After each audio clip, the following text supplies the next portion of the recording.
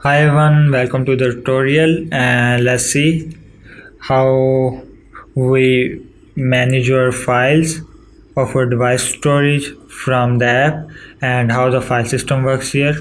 So let's see. By default we have two different directories here in our default workspace. So first let's see this VScode directory. It's basically located in our device storage in internal storage like this. Here we have different directories in our internal storage. It's documents, download, and so on. And this in the last one is VScode, and it's here. Okay, so we can move any file from our device storage to into this, or we can also add another directory folder into the workspace like this from our internal storage. Here we can add any directory like documents, downloads, movies, or anything. Okay, so in case if you by default don't see this or doesn't see this directory open automatically, then just go to this root and internal storage here, and then in this VS Code in this or any other like documents. Okay, I'm gonna add documents and I will create the file like index to show you how the things works like this. I created this under documents directory in our device storage like this. It's working, so I will show you like this.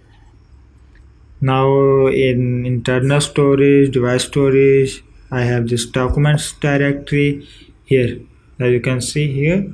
Or we can simply move any file like this to any directory wherever we want to, like this. Got it? So it's here, so simple. Now I will remove this confusing directory from here and back to normal. And now we will discuss about this Git directory.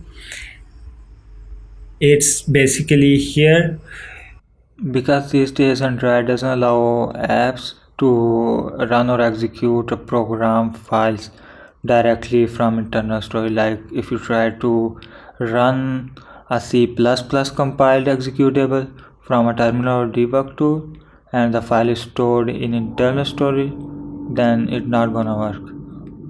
And that's the same reason goes for cloning or pulling a Git repo under any of these folders.